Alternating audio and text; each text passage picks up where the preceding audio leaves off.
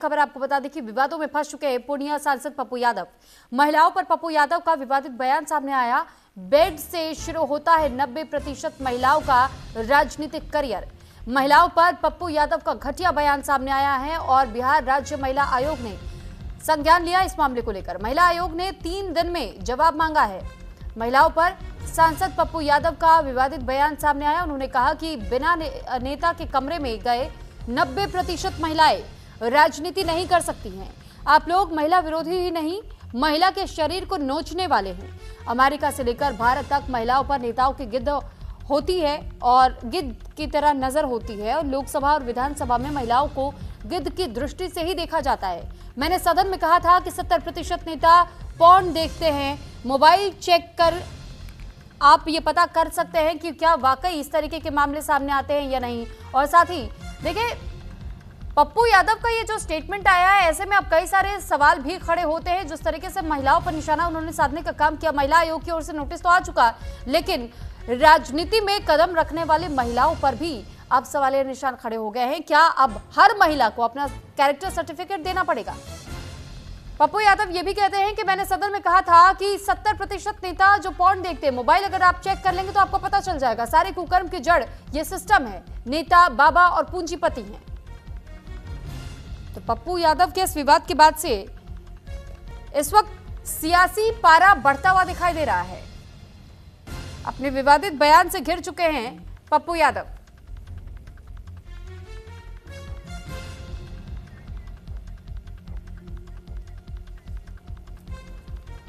और इस पर हमसे बातचीत करने के लिए शाजिया अलमी, प्रवक्ता बीजेपी से हमारे साथ जुड़ चुके हैं। शाजिया जी, जिस तरीके का बयान दिया है पप्पू यादव ने, इस बयान को लेकर आप क्या कहना चाहेंगी? देखिए, बहुत अफसोस की बात है और बहुत ही दुर्भाग्यपूर्ण है। मतलब मुझे यकीन नहीं आ रहा है कि इतनी भद्दी बेहुदा बात कोई कर सकता है, और वो भी महिलाओं के संदर्भ में। आप देखिए, हम लोग पब्लिक लाइफ में आए हैं, इतनी मेहनत, इतना परिश्रम, इतना संघर्ष करके। हमारे कोई ना तो हमारे पिताजी, ना हमारे पति, किसी ने हम लोग की हेल्प नहीं की है। हम लोग खुद से आए हैं और हम सब में इतना सामर्थ्य है, और हम सिर्फ अपनी मेहनत से और अपनी हिम्मत से और अपनी प्रतिभा से हम लोग आगे बढ़े हैं। तो महिलाओं को इस तरह से कहना उनके बारे में कि 90% महिलाएं, तो ये सब करना पड़ता है, मतलब ये इतनी घिनौनी बात है कि मैं इसको रिपीट भी नहीं कर सकती, दोहरा भी नहीं सकती। मुझे बहुत ही लगता है शर्मनाक बात है, और बहुत अफसोस के साथ मुझे कहना पड़ रहा है कि ये बिल्कुल नाकाबिले बर्दाश्त है। इसके लिए वो माफी मांगे, और बजाय ये कि महिलाओं के लिए रास्ता बेहतर किया जाए। ये नारी शक्ति अधिनियम को जिस तरह से कॉन्स्टिट्यूशनल अमेंडमेंट को उन्होंने बाकायदा उसको पराजित कर दिया है, बजाय इसके लिए माफी मांगने के, ऐसे हमारे नेता हैं देश में जो भद्दी भद्दी बातें महिलाओं के बारे में कह रहे हैं। तो ये बहुत ही ज्यादा अफसोसनाक है, और बहुत ही मुझे इस पर क्रोध भी है मुझे, और मैं बहुत ही इसको समझती हूँ। शाजिया जी, 90% महिलाओं का जिस तरीके से पप्पू यादव ने जिक्र किया, तो क्या अब हर महिला को आगे आकर के अपना कैरेक्टर सर्टिफिकेट देने की जरूरत होगी पप्पू यादव को, कि वो ये सिद्ध कर सके कि नहीं, हमने अपनी काबिलियत के बलबूते हम यहाँ तक पहुंचे हैं, हमारा कैरेक्टर सर्टिफिकेट देखिए। ये वो लोग हैं जो कि जिस दृष्टि से वो देखते हैं महिलाओं को, वो सिर्फ और सिर्फ एक मांस के टुकड़े की तरह देखते हैं। इस पर अब आप लोगों की ओर से क्या कोई और कदम उठाया जाएगा? देखिए, सबसे पहले तो हम लोग दर्ज करा रहे हैं अपनी जो ये बहुत ही ज्यादा ये जो जिस तरह से आहत किया गया है हम लोग की भावनाओं को, और हमारी इस तरह से बेइज्जत और जलील करने की औरतों की क्या जरूरत थी। मतलब बजाय ये कि आप कुछ अच्छा करें जिंदगी में और नारी शक्ति को और प्रोत्साहित करें, आप कितनी अपमानजनक बात महिलाओं के बारे में कह रहे हैं। कौन है ये, कौन है मर्द कोई जो सर्टिफिकेट लेगा महिलाओं से, कि पहले अपना सर्टिफिकेट दें कि ये कैसे आगे बढ़े। अच्छा, तो मतलब ये इतनी है। शाजिया जी, एक सवाल ये भी है कि पप्पू यादव ये बयान तब दे रहे जब उनकी खुद की पत्नी भी सांसद है। वही तो मुझे इतना अफसोस होता है, कम से कम इनको, जिनकी पत्नी खुद एक सांसद हैं और खुलकर बेबाक बोलती हैं, तो कम से कम अपनी पत्नी से तो वो सीखते कि इतना जरूरी है नारी का सम्मान करना, नारी शक्ति को प्रणाम करना। बजाय ये कि देश भर की आप बेटियां जो 90% महिलाएं जो राजनीति में हैं, आप उनके बारे में इतनी भद्दे इल्जाम लगा रहे हैं। मुझे इसी बात का यकीन नहीं आ रहा है कि कोई भी कैसे ऐसे बात कर सकता है महिलाओं के बारे में। बिल्कुल शाजिया जी, चलिए बहुत धन्यवाद आपका हमारे साथ जुड़ने के लिए और अपनी बात रखने के लिए। तो शाजिया इल्मी को सुन रहे थे आप, प्रवक्ता है बीजेपी से, और उनकी ओर से भी पप्पू यादव के इस विवादित बयान पर निंदा व्यक्त की गई। महिलाओं पे गिद्ध दृष्टि किसकी है? अमेरिका से लेकर के भारत तक नेताओं की। बिना नेता के रूम के बगैर 90% महिलाएं राजनीति कर ही नहीं सकती। ये तो हर दिन नेताओं का सीसीटीवी फुटेज, औरत को नोचने की एक मत संस्कृति बन गई। स्कूल जाओ बेटी का शोषण, कॉलेज जाओ रैगिंग के नाम पर शोषण, ऑफिस जाओ तब शोषण, कहीं भागीदारी नहीं।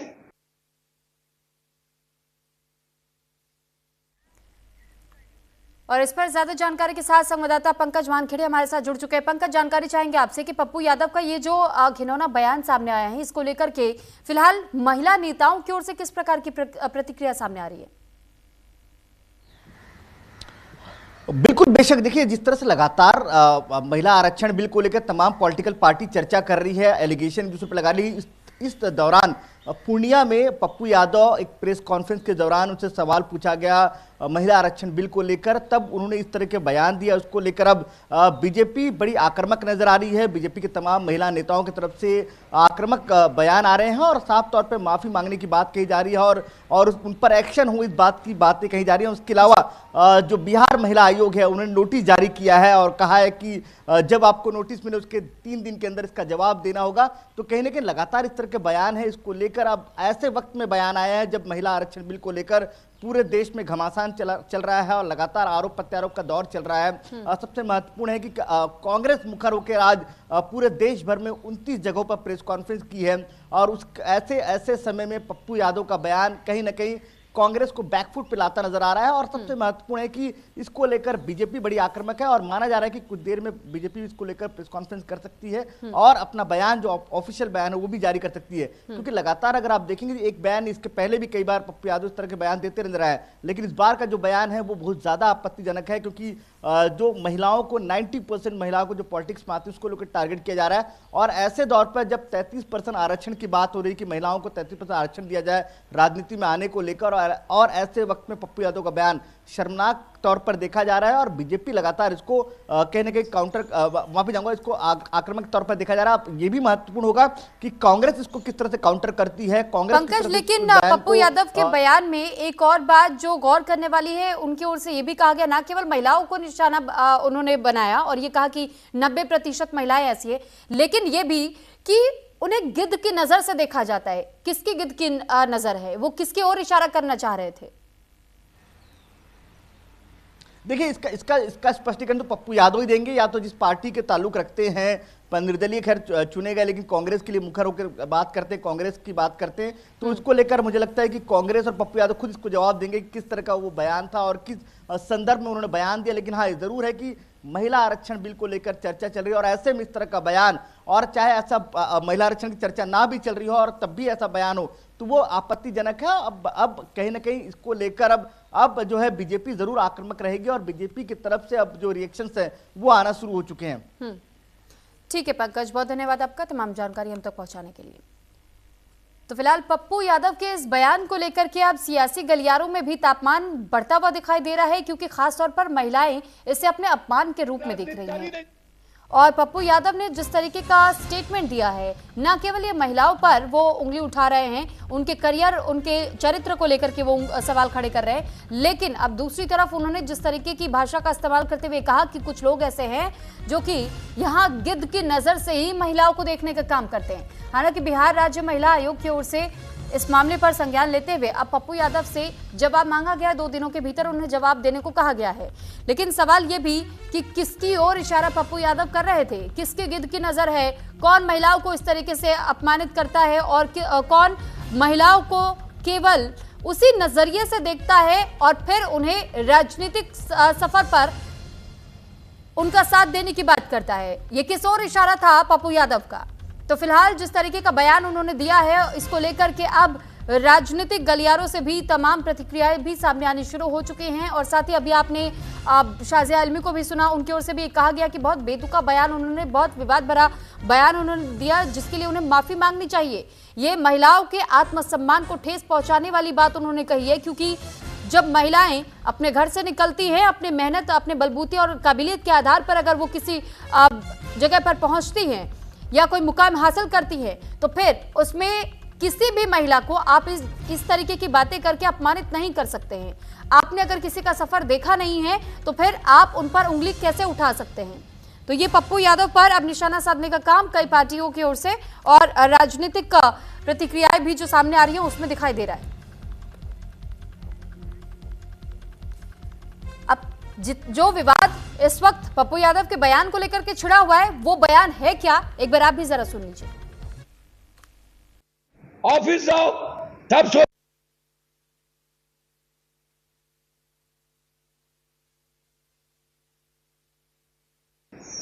महिलाओं पे गिद्ध दृष्टि किसकी है? अमेरिका से लेकर के भारत तक नेताओं की। बिना नेता के रूम के बगैर 90% महिलाएं राजनीति कर ही नहीं सकती। ये तो हर दिन नेताओं का सीसीटीवी फुटेज। औरत को नोचने की एक नई संस्कृति बन गई। स्कूल जाओ, बेटी का शोषण, कॉलेज जाओ, रैगिंग के नाम पर शोषण, ऑफिस जाओ तब शोषण। और इस बीच एक बड़ी खबर, पप्पू यादव ने बात करने से इनकार कर दिया है। दरअसल पप्पू यादव को संपर्क करने की कोशिश न्यूज इंडिया की टीम ने की, तो उन्होंने फोन पर किसी भी तरीके का बयान देने या माफी मांगने को लेकर के अभी फिलहाल मना कर दिया। उनकी ओर से अभी तक कोई सफाई नहीं आई है। पप्पू यादव की ओर से ये कहा गया कि वो राजनीतिक रैली में बिजी है, वो बात नहीं कर पाएंगे और वो बात करने से इनकार कर रहे हैं। जब उनसे पूछे जाने की कोशिश की जा रही है न्यूज इंडिया की टीम की ओर से कि आखिर पप्पू यादव ने इतना बेशरम भरा बयान कैसे दे दिया महिलाओं को लेकर के, तो इस पर उन्होंने ये कहा कि फिलहाल मैं बिजी चल रहा हूं, मैं राजनीतिक रैलियों में व्यस्त हूं।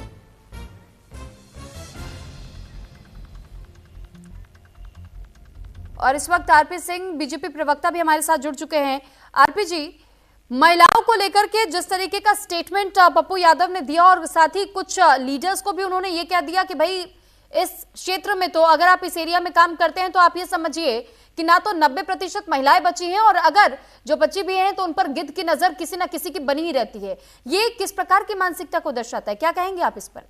अब ये तो कांग्रेस पार्टी जवाब दे, जिनके वह सहयोगी है। कांग्रेस उनका सहयोग लेती है चुनाव के अंदर और वह कांग्रेस और मंच भी शेयर करते रहे हैं। अब ये उत्तर तो प्रियंका वाड्रा ने देना है या राहुल गांधी ने देना है। हम तो लगातार कह रहे हैं कि इनकी मानसिकता इसी प्रकार की है और इसलिए महिला को आगे नहीं बढ़ने देना चाहते, इसलिए महिला को आरक्षण नहीं देना चाहते जी। तो जवाब तो देना पड़ेगा सोनिया गांधी, प्रियंका वाड्रा, राहुल गांधी को इस बारे। ठीक है, लेकिन आरपी जी एक बड़ा सवाल तो ये उठता है जब वो महिलाओं को लेकर के इस तरीके के बयानबाजियां करते हैं और वो ये कह रहे हैं कि 90% महिलाएं ऐसी है जो कि नेताओं के बेड से ही होकर गुजरती है, तब उनके राजनीतिक करियर की शुरुआत होती है। ऐसे में 90% महिलाओं को आपने टारगेट तो आसानी से कर दिया, लेकिन वो किस काबिलियत के साथ पहुंची आपने उस ओर ध्यान नहीं दिया। आप ये कहते हैं कि इस रास्ते से होकर के गुजरती हैं, किन लोगों पर आरोप आप लगाने की कोशिश कर रहे हैं? कई ऐसे पद हैं जिनको भरने का काम कई हमारे महिला सांसदों ने किया है, आप हर किसी पर उंगली उठा रहे हैं। वो कांग्रेस की महिला विरोधी जो मानसिकता है वो परिलक्षित कर रहे हैं जी। वो मूलतः तो कांग्रेस के ही नेता है वो। अब उसका जवाब तो देना ही पड़ेगा, क्योंकि ये पहली बार नहीं, ये पप्पू यादव इस प्रकार के ऊटपटांग बयान कई बार दे चुके, परंतु इस बार तो उन्होंने हद पार कर दी। मतलब महिलाओं को लेकर इस प्रकार का बयान देना सच में शर्मनाक है जी।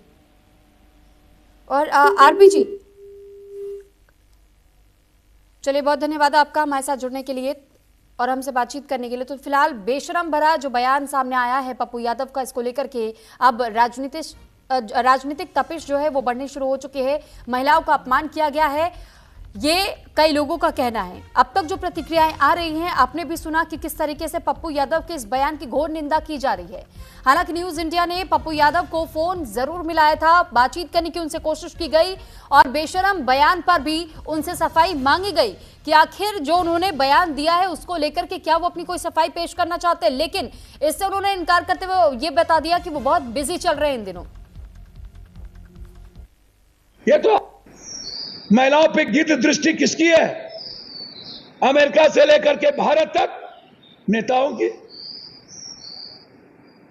बिना नेता के रूम के बगैर 90% महिलाएं राजनीति कर ही नहीं सकती। ये तो हर डेली, हर दिन नेताओं का सीसीटीवी फुटेज। औरत को नोचने की एक नई संस्कृति बन गई। स्कूल जाओ, बेटी का शोषण, कॉलेज जाओ, रैगिंग के नाम पर शोषण, ऑफिस जाओ तब शोषण, कहीं भागीदारी नहीं। तो पप्पू यादव के स्टेटमेंट को आपने एक बार फिर सुना और कितने बेबाकी के साथ वो ये बात कह रहे हैं और वो कॉन्फिडेंस उनकी आवाज में जरा देखिए, जैसे कि उन्हें इस बात का एहसास है, उन्हें सब कुछ पता है। वो बिल्कुल होशो हवास में ये बयान दे रहे हैं कि वो जो कह रहे हैं वो बिल्कुल सत्य है, लेकिन वो अपनी तरफ से जिस प्रकार का स्टेटमेंट दे रहे हैं वो ये शायद भूल गए कि उनकी पत्नी भी सांसद है, दूसरी तरफ वो खुद भी यानी पप्पू यादव खुद भी एक नेता हैं और इस पद पर बैठ करके और उसके बाद दूसरे नेताओं के लिए ये कहना कि उनकी गिद्ध जैसी नजर है और महिला सांसदों के लिए, महिला नेताओं के लिए, महिला विधायकों के लिए इस तरीके के बयान कि वो 90% ऐसी महिलाएं हैं जो कि नेताओं के बिस्तर से होकर ही गुजरती है, तब उनका राजनीतिक करियर शुरू होता है, तब वो आगे बढ़ पाती है राजनीति में। महिलाओं पर गंदी नजर है इन नेताओं की, गिद्ध जैसी निगाह है उन सभी की। तो किस ओर इशारा कर रहे हैं, किनकी बात वो कर रहे हैं? खोलकर नाम उन्होंने नहीं लिया, लेकिन आप सोचिए कि कितना शर्मनाक बयान ये उन्होंने दिया है, क्योंकि कई ऐसी महिलाएं हैं जिन्होंने अपने दम पर अपनी पहचान कायम की है, जिन्होंने अपनी काबिलियत के बलबूते पर अपनी जीत दर्ज की है। वो सांसद बनी, वो विधायक बनी, लेकिन पप्पू यादव शायद एक ऐसा चश्मा पहन चुके हैं जिस चश्मे के आर पार उन्हें यह नहीं दिखाई दे रहा है कि महिलाओं में क्या वाकई काबिलियत नहीं है, क्या वो इस स्तर तक वो खुद अपने बलबूते नहीं पहुंच सकती, अपने दम पर नहीं जा सकती हैं। उनका ये जो कहना था कि 90% महिलाएं अगर राजनीति में हैं तो वो इसी रास्ते से होकर गुजरती है, यानी कि नेताओं के बेड से होकर के उनके राजनीतिक सफर की शुरुआत होती है। हालांकि न्यूज इंडिया की टीम ने उनसे फोन पर बातचीत करने की कोशिश की, उनके इस स्टेटमेंट को लेकर के उनसे समझने की कोशिश की कि आखिर क्या कहना चाहते हैं पप्पू यादव, जो कि खुद भी एक सांसद है, और ये जो उन्होंने बयान दिया है क्या वो इस पर माफी मांगेंगे या फिर उनके तरफ से कोई और स्पष्टीकरण सामने आएगा। उन्होंने किस आधार पर इस प्रकार का बयान दिया है, लेकिन उन्होंने ये जवाब दिया फोन पर कि वो फिलहाल बिजी चल रहे हैं, वो बहुत ज्यादा व्यस्त है इन रैलियों में जो कि चुनाव से जुड़ी हुई हैं और इसी वजह से वो इस पर कुछ नहीं कहना चाहते, ना वो अभी बात करना चाहते। तो आप सोचिए कि किस प्रकार का घिनौना स्टेटमेंट उनकी ओर से दिया गया है महिलाओं के प्रति। जहां एक तरफ आप महिला आरक्षण की बात कर रहे थे, कल तक आप ये कह रहे थे कि जानबूझ करके महिला आरक्षण को परिसीमन के साथ में जोड़ करके फंसाने उलझाने की काम की जा रही है, महिलाओं को आगे बढ़ने नहीं दिया जा रहा, लेकिन आज वही पप्पू यादव महिलाओं को लेकर के इस प्रकार का बयान देते हुए सुने जाते हैं। तो पप्पू यादव ने महिलाओं को लेकर के जिस तरीके की मानसिकता को उजागर किया है, अब ऐसे में उन पर भी सवाल खड़े हो रहे हैं, उनसे भी यह सवाल पूछा जा रहा है कि ये गंदी सोच आखिर कहां से आई।